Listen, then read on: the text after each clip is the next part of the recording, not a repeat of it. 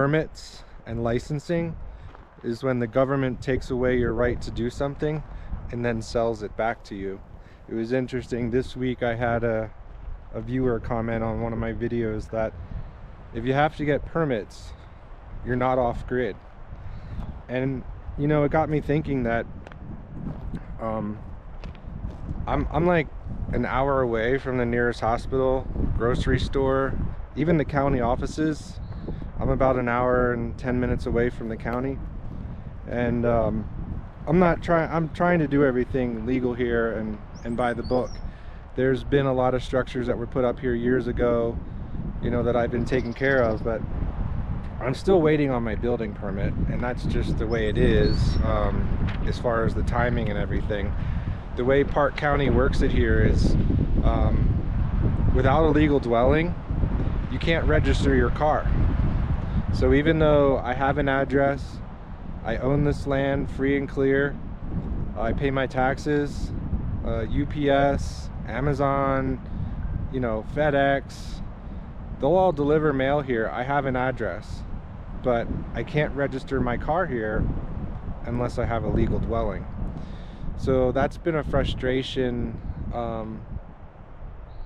you know, just having to deal with all the stuff out here, even in the middle of nowhere. And that's fine. I get that there's rules and there's, you know, a process to everything, and I get that, and I'm trying to do everything the right way. So my frustration this week was, in my last video I mentioned how I was thinking about, you know, maybe opening up like a little portion of my land, you know, to allow people to camp, you know, people from my neighborhood or people I know, or even opening up as like, you know, even Airbnb for extra income, or even for myself. So in Park County, you're required to have a camping permit, and where this all started was several years ago when marijuana was legalized in Colorado. Park County's, you know, fairly remote, and I believe what was going on was there was a lot of people buying up land cheap and setting up grow operations, and they were camping on the land. I don't know if residents complained.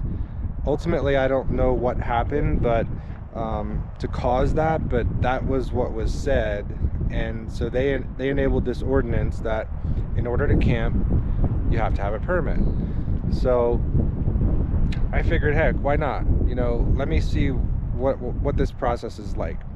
So I went to the county website and I applied for a permit, and I was really kind of shocked at the detail that they wanted. So I'll throw it up on screen, but basically I had to fill out a questionnaire. I needed a driveway permit number, which I do have. I just recently got my driveway permit, but ultimately it was rejected because it was only a preliminary permit. It wasn't my final inspection. I need to have a waste sewage disposal plan. I have to have a plot plan showing the scale, location of the campsite. And mind you, when I got my plot plan for my building permit, it cost about $1,200 to have a survey done. It cost me $3,400 to have a stamped engineering plans of my building that I want to build, and it's only 500 square feet.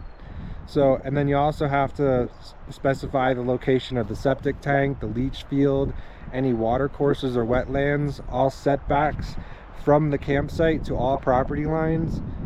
I need to put in the property line dimensions, the project address, a north arrow, and preparation date, and I need a recorded deed, a warranty deed showing the full legal description of the parcel.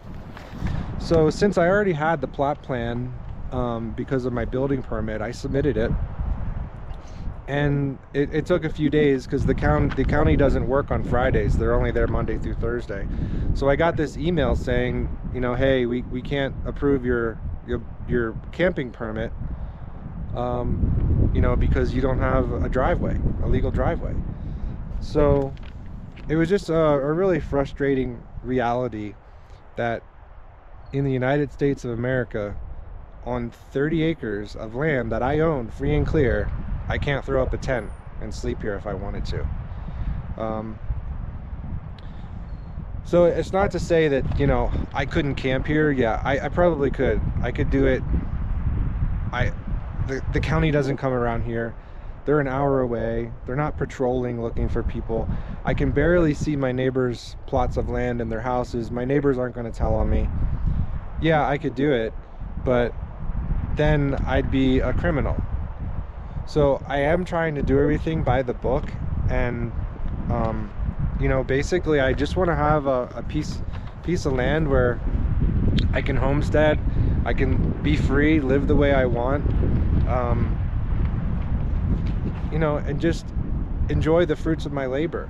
It took a long time to save money to buy this place, and when you consider inflation and everything that happened in the last 3 years, had I tried to buy this property in 2024, I likely couldn't afford it. And it seems like even though I have only my house in Colorado Springs as the only debt that I have left in my life, no car payments, no student loans, no anything, and I earn good money, it just seems like it's so hard to get ahead. And that's what's frustrating, because like last year, I mean, I hate to say it, but I paid over $54,000 just in federal income tax. That doesn't include state tax, income tax, property tax. My property tax was increased $1,800 a year, and I just paid that here on Friday, the second half of it. So I just, in a sense, sorry about all the wind, there's storms rolling in here. I just feel like as humans, we're being farmed, strip mined by the government, by corporations, by other people. It seems like everyone's trying to pick our pockets. And even this week, for the second time in 2 weeks, I have people trying to break into my cars again in front of my house. And everything just feels less safe. And I want to be out here in the middle of nowhere, and I'm trying. But the building permit process, and like even to get a camping permit, they make it so difficult that it's like, why even bother? The reason I'm trying to do this on my own, I don't have a PhD in building permits, and I have a feeling, though my permit now says pending, that is probably not going to get approved because I didn't do it right. There are 5 pages. They have a checklist on their website. I downloaded it. I'll show you on screen. But there's basically 5 pages of a checklist, and I'm trying to save money, and there's issues out here being so far away, is, you know, finding reliable contractors. There's a lot of shysters out there, people that'll just take your money, you know, maybe start the work and then they just ghost you because you're, you know, so far in the middle of nowhere. So I wanted to be my own general contractor and research every trade that I need to have in here, interview them, and basically do the process myself without having to pay someone else. So those are the troubles that I'm working on, and this is really just a short update video. This is Father's Day weekend. I really only came up here to replace the security camera, to make this video, and to check on a few things. But I'm going to spend most of this weekend with my family, spend time with my dad and my kids. And I guess the real last question I have for you is, are we really free?